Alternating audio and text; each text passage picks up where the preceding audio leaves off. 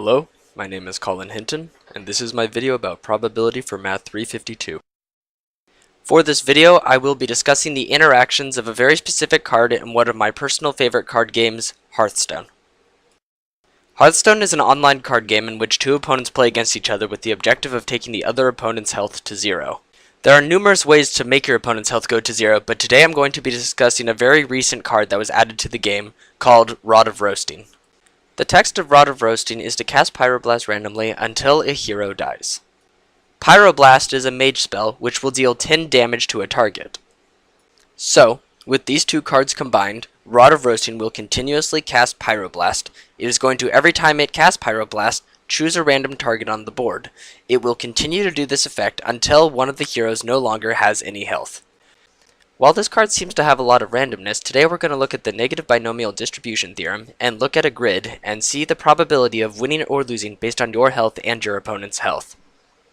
So the first chart that I have here, on the top axis, or the green axis, is the hero, and on the red axis is the boss.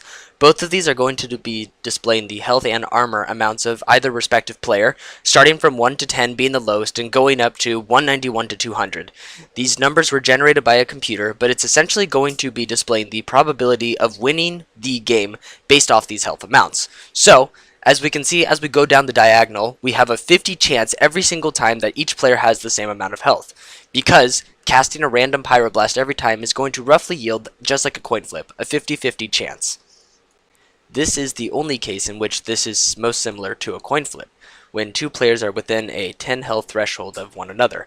That is the only time that this will result in a 50-50 probability of winning or losing the game. Do notice that as our health continues to grow, yet the boss's health remains consistent, our probability of winning is going to significantly increase, as it will only take one hit for the boss to lose, but it will take much more hits for us to lose. Also notice vice versa, that as our health remains consistent and the boss's health increase, our probability of winning goes significantly down to roughly 0%. Since the probability is not actually 0%, here is a graph that shows the actual decimal point. But in the cases of us having 1 to 10 health and our boss having 191 to 200 health and our probability being that low, it essentially is a 0% chance. But there still is a chance of a Pyroblast being continuously casted in their face and not ours, so that we could get the victory. Such is the way of the negative binomial distribution theorem. There are plenty of random effects that I could have talked about or discussed today within the game of Hearthstone, but I liked this one because due to its simplicity. It seems like a coin flip, but it's not actually as simple as calculating a coin flip, because there's a couple more factors to take into account. You could think of it as a coin flip, as every time the spell is cast, it truly is a 50-50 chance of you winning or losing the game, but it's really only a 50-50 chance of each continual cast either hitting you or your opponent.